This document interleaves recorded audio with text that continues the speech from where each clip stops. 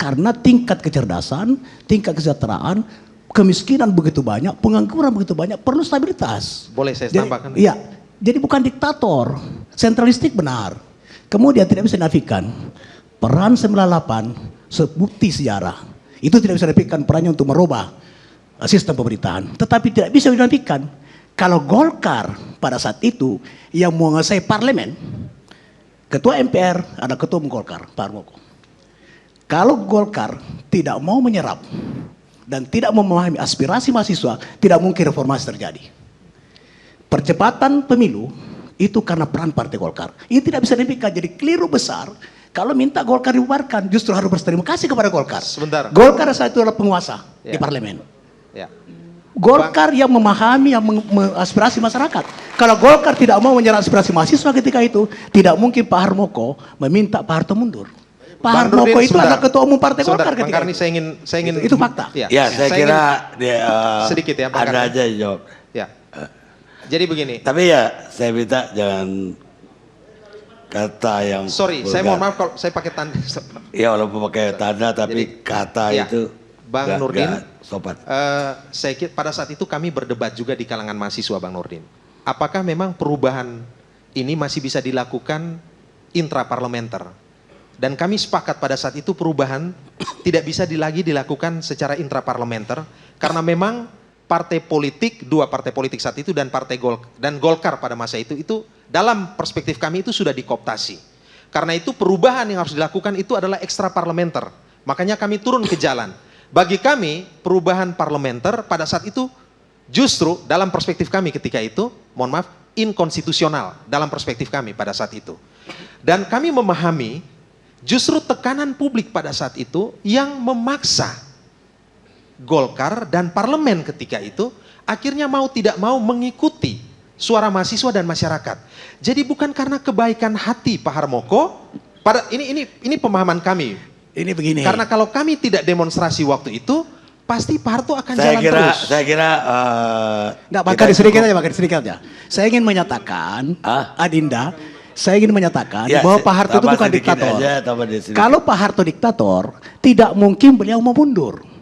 Beliau sangat berkuasa, TNI dikuasai. Tidak mungkin tidak melakukan tindakan yang bersifat anarkis di MPR. Kalau Pak Harto ketemu Golkar ketika itu tidak mau menyerap aspirasi, itu Pak Harto waktu itu masih ketua pembina. Itu pertanda bahwa beliau bukan diktator, tidak memerintahkan kepada ketua umum Partai Golkar untuk tidak mengikuti aspirasi mahasiswa, untuk menolak aspirasi mahasiswa. Itu pertanda Pak Harto bukan diktator. Ya, Bang Karni, Bang Karni dan juga sedikit. Ya, Bang Nurdin. Ada juga sedikit karena waktunya udah habis. Beberapa kalimat saja tuh. Iya, beberapa kalimat aja. Ya.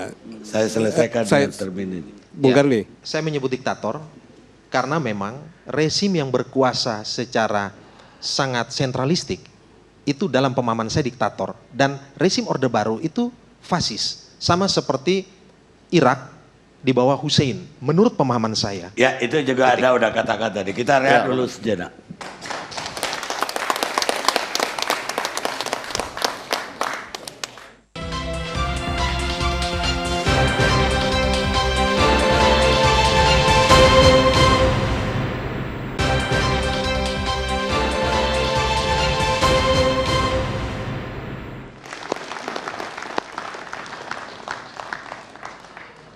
Pemirsa, kita masih bersama Indonesia Lawyers Club dalam diskusi pro dan kontra Soeharto pahlawan nasional.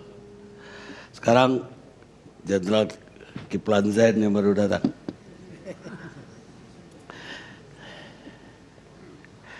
Terima kasih Pak Karni. Tadi saya hanya mendengar bagaimana marahnya mahasiswa yang menganggap Soeharto itu, Pak Harto itu ya, kita hormati Pak Harto.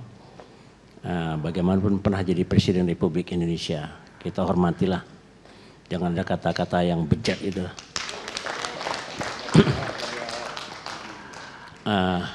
Kalau saya melihat kisah pro kontra sebagai pahlawan, saya setuju sebagai pahlawan.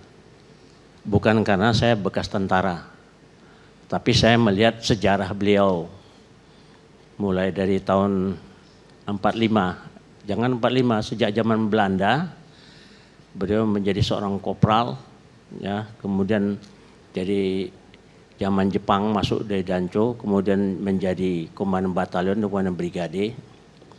Bagaimana Pak Harto dulu menyelamatkan Bung Karno? Ini ya ke Ibu Sukma ya, sejarahnya saya baca ya. Bung Karno ketika akan dikudeta dengan Mayor Jenderal Darsono, ya, dari divisi yang ada di Jogja, komandan brigadenya lah Pak Harto. Rancangan ini Pak Harto laporkan kepada Bung Karno.